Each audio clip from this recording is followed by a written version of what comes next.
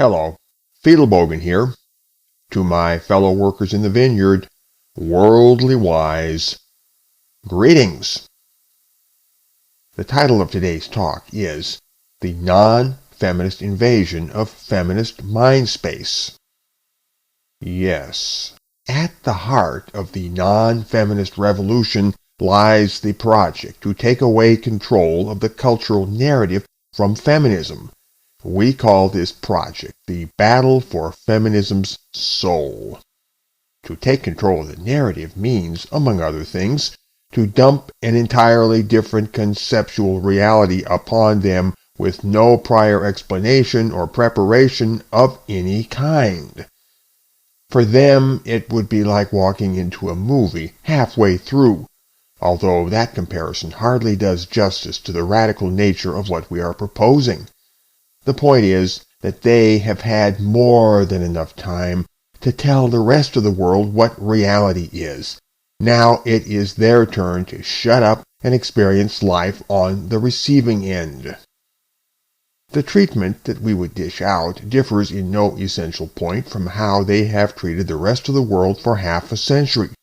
From henceforth, every settled notion of theirs will be jostled in the common marketplace of ideas, like it was just any old thing.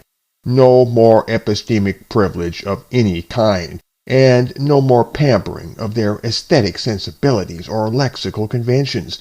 Thus wise they will fare, and they will lick it up, and they will like it. We advocate this as a policy consistent with the doctrine of post-argumentalism.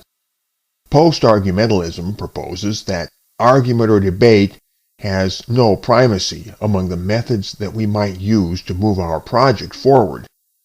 Post-argumentalism further proposes that argument or debate, although useful in combination with other methods, are by no means imperative to the final accomplishment of our ends.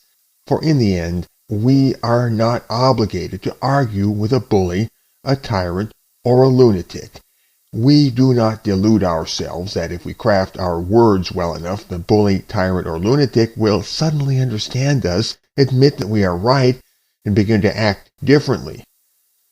This realization is a truth that sets us free, and so we are free to block their power, unceremoniously. Those who specialize in argument, debate, or explanation are free to set up shop doing what they do best according to their several areas of expertise. But we have understood that argument or debate are not the main engine that will press matters forward. Recruitment, mobilization, and networking will do that, independently of whether our enemy is persuaded or unpersuaded.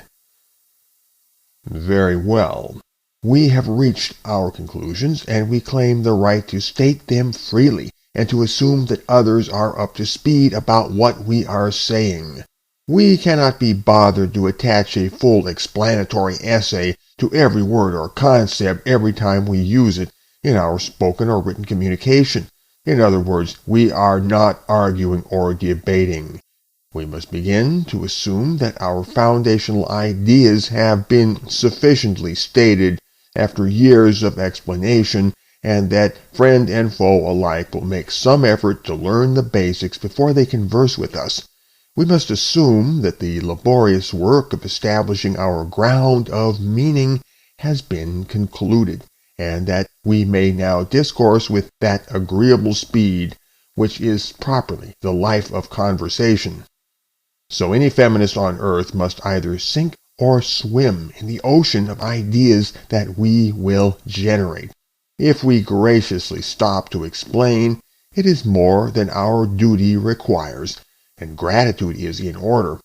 But we will not slow down for them.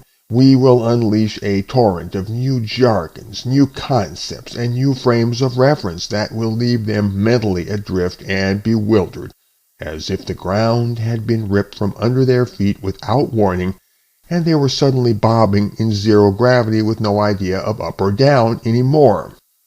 They will undoubtedly find this disturbing and will experience something like culture shock when they realize that their reactions are not automatically shared, and that people not only don't know what the hell they are talking about, but are rudely telling them so. Such is the non-feminist invasion of feminist Mindspace. Feminist ideology has been broken to the ranks and must share the podium with everybody else. Nothing about the customary feminist discourse will be shown any preference, any deference, or any right of way through any discussion whatsoever.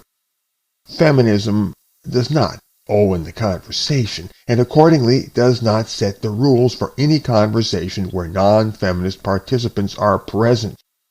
Granted, where none but feminists are present, it may be said that they are in the feminist clubhouse, and may order the conversation as they wish. Otherwise, it behooves them to adopt a more cosmopolitan outlook, and to do as the Romans do. More and more, feminism's realm of thought and discourse will implode, and it will be as if the floodwaters were breaking through the barriers from every direction, sweeping away every vestige of narrative privilege they have ever enjoyed, and placing them on a footing of conversational equality with any men's rights agitator or any Joe and Sally they happen to run into. They can barricade themselves in the towers of academia for a while, but in the end the towers too will crumble and be swept away, and they will have no choice but walk through the world to the beat of a timeless drummer they can no longer ignore. Either that, or go crazy and do something stupid. So, I would prepare for that day if I were them.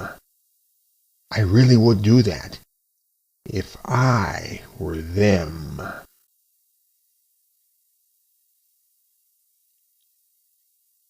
Fiedelbogen. Out, out, out, out, out, out, out.